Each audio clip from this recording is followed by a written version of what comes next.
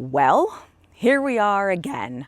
Another Colorado Buffaloes football game. This week, the Colorado Buffaloes play West Virginia.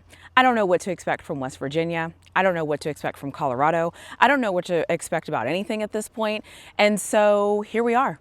Here we go again. The good news this week is we all know Juju Lewis is going to be the quarterback for the Colorado Buffaloes. I don't really know what that means. I don't know if I should care. I don't know if I should be excited. I don't know if that means I should expect us to win. I don't know if that means that I should expect the defense to be able to make a tackle. I don't really know what that means, but he's going to be the quarterback of this team this week, and that's cool. That's a change. I'm happy to see the change, and I'm interested to see how these offensive linemen are going to play for Juju Lewis, and I'm interested to see what the play calling is going to look like with Juju Lewis. I think the other thing that's also pretty exciting about this week is it's just another opportunity for Colorado to evaluate talent and for Colorado to get better. Because if they do not continue to get better, we have a problem. I don't want to see us regressing. For the past 2 weeks, I have watched Colorado get 50 points scored on them. That is not great. They have not been playing well. Nothing looks great right now. And so this is a week for them to fix that. Every week you play football is a week to get better. And I need to see them getting better this week.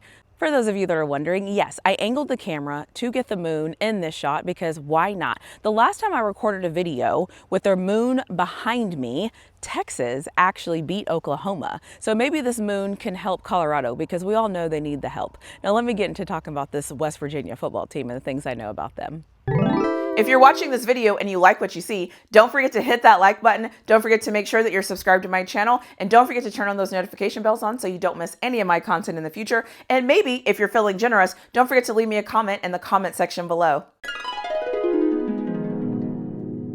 So West Virginia, very similar to Colorado, is playing a freshman quarterback. The only difference between West Virginia starting quarterback being a freshman and our quarterback being a freshman is he has a little bit more experience because he will have played in more games. Am I saying that he's better than Juju Lewis? No, I'm not saying that. I'm just saying that he has played in more games than Juju. So that is one thing. The second thing, last week he had 65 rushing yards. So that means we have a quarterback that will pull the ball and run the ball. And we all know if we've watched this Colorado team, anytime we play a quarterback that can pull the ball and run the ball, we usually have problems with that. The other thing that is concerning about this West Virginia team, last week they ran for 244 rushing yards.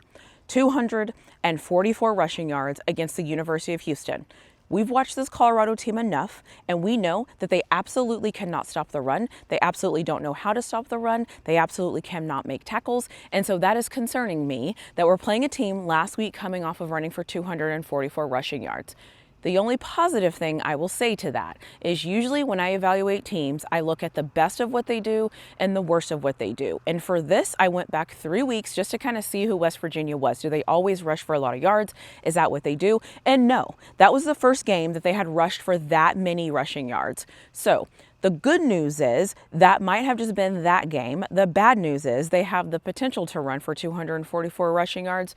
The even worse news is we all know Colorado cannot stop the run. So a good coach is just going to continue to run the ball. The other thing about West Virginia is they had 8 penalties last week. And usually I would say that that's such a great thing. And so that's something to keep in mind for us is because they're not disciplined. The only problem with that is last week Colorado had 14 penalties. So, you know, you have to take some of this information with a grain of salt. Do I think we are a better team athletically than West Virginia? The truth is right now, I don't know, because I'm concerned about this Colorado Buffaloes team. But what I do know is if you want to be taken serious, if you want to turn the season around, if you want to kind of flip that switch and end the season on a high, beating West Virginia will do that. From what I have seen of this West Virginia team, they have flashes. Are they an amazing team? No, they're not. Are they a solid team? Yes. They're about like Colorado. They're playing with a freshman quarterback. They're trying to just make sense of what is going on right now. And so that is what is happening. I will say one thing that is concerning is that we're going to West Virginia. So that's not great. And so that's just something to think about when we're thinking about this game. So the keys to this game, I don't mean to sound absolutely ridiculous, but the keys to this game, one of them is going to be tackling. Are you able to make a tackle?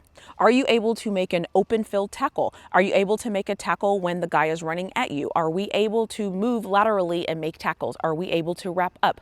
Can we tackle? It is going to be very important for this Colorado Buffaloes team to make a tackle. They have to tackle Full stop. There's no ands, ifs, or buts about it. They have to make tackles. I think another key to this game is turnovers. We cannot afford to turn the ball over. That is unacceptable. I don't know why this team continues to turn the ball over and to not be able to see the defenders that are on the other side of the field. We absolutely cannot turn the ball over. You cannot go on the road and win games when you turn the ball over. So Colorado has to have ball security, A, and B, we have to be able to make tackles. The other thing I'm very interested to see, and I think a key is going to be, is what Juju Lewis looks like, because he's coming into a team that honestly has looked absolutely atrocious for the past few weeks. And so I don't want to put it all on him to make an impact, but this team is needing a spark. Something has to spark this team, and they have to at least look like they remember how to play football.